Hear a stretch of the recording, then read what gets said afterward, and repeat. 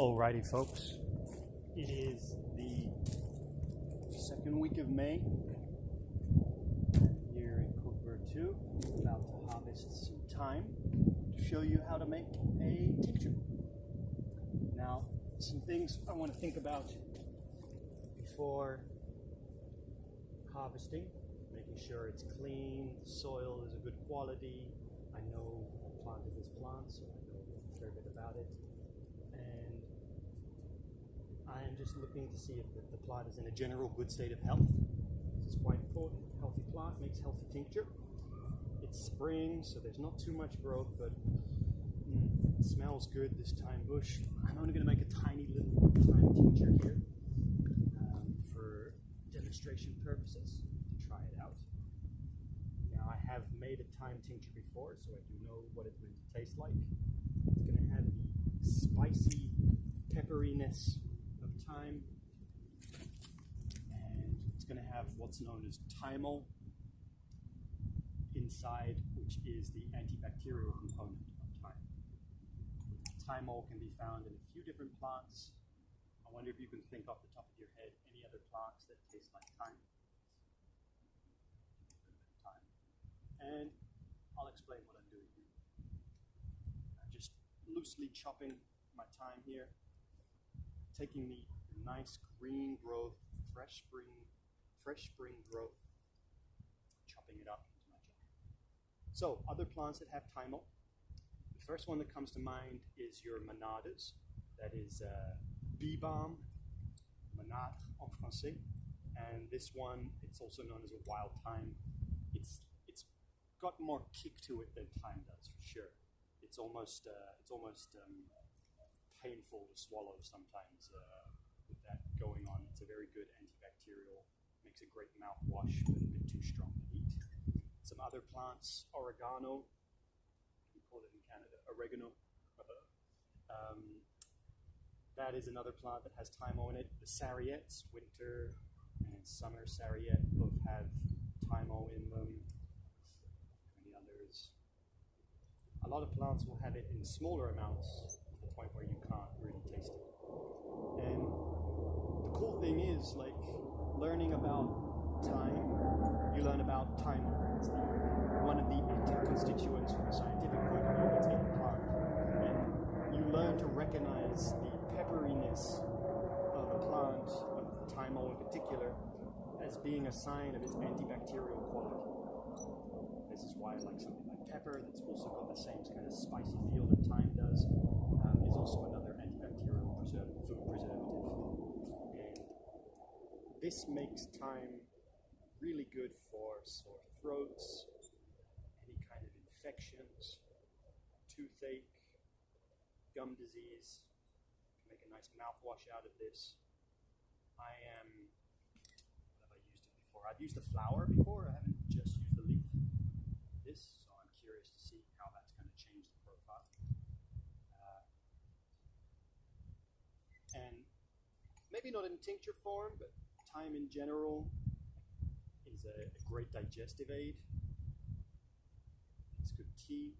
Actually, I would use tincture for digestion, even more so than tea. What I was thinking of first was external uses. Like if you know a friend who's got smelly feet, you can give them a gift of a thyme plant, and they can wash their feet in thyme tea or even a thyme vinegar, and the antifungal properties of thyme will help deal with that smelly foot friend of yours.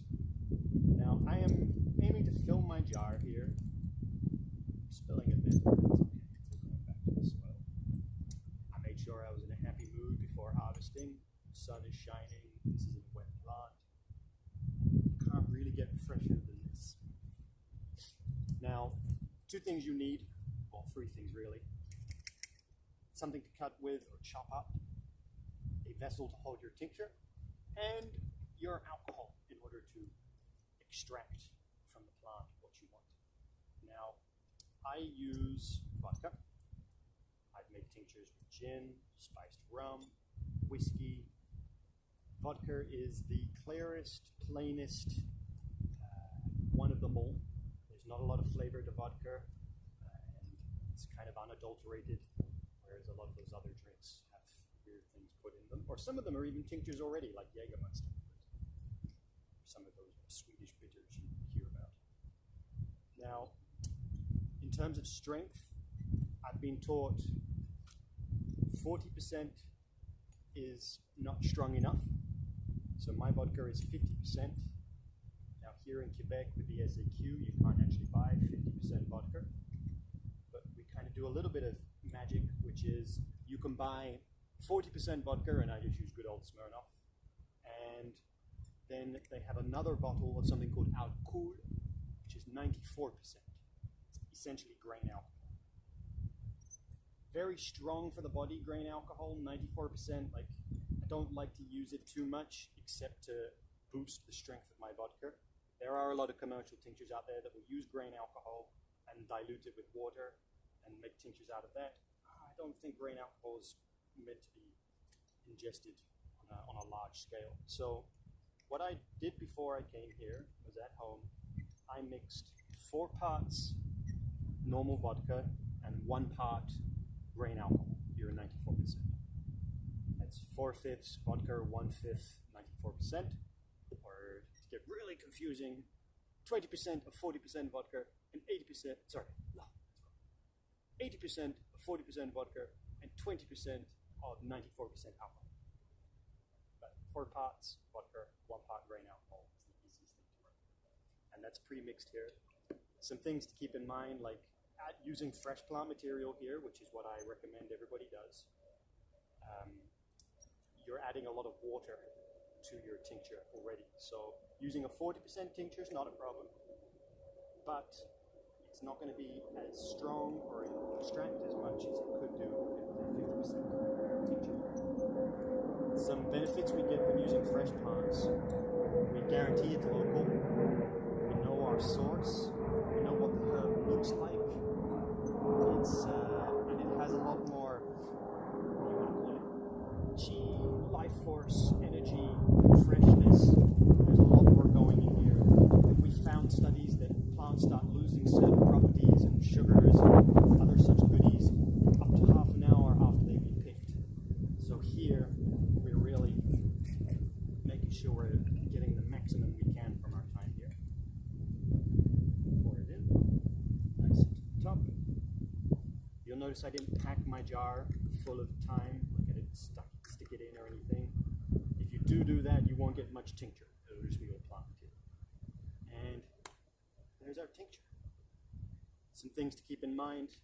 I'm going to get home and label this. I'm going to write time, 50% vodka, and today's date. And then the magical time is 6 weeks. I'm going to let this out of the sun in a cool, dark place, infuse. I'm going to taste it every few days or so, keep it somewhere where I can see it. And in 6 weeks' time, I can squeeze out the plant material and start using the tincture. Or I could just leave it as is. I could leave it for 6 weeks, 6 months, 6 years. It's not really a problem. Vodka is very stable. It's very easy to make a tincture. It's hard to do it wrong. Some things you can do wrong. You don't have enough vodka and your plant material, it'll oxidize, it'll go black and crispy if it's not fully submerged under vodka. And also, if you don't shake it every now and then, the plant material on top might do the same thing. It's not going to affect your tincture too much. I still make decent tinctures where it's oxidized, it's gone crunchy and black on top, but I believe it affects the quality. So, just shaking it around and making sure you have enough vodka in there is all you really need to do it. Some things that you can make tincture out of at this time. We're in the middle of May. What do I see here? Dandelions, the roots of dandelion. Thyme is here. Mint's coming up over there. What else? The agastache, the hyssop is starting to come up. I see a little bit of lemon balm. Any of the roots, valerian roots particularly. So that's it. Let's see if I can show you a nice close-up here. That's 10 minutes on how to make a tincture.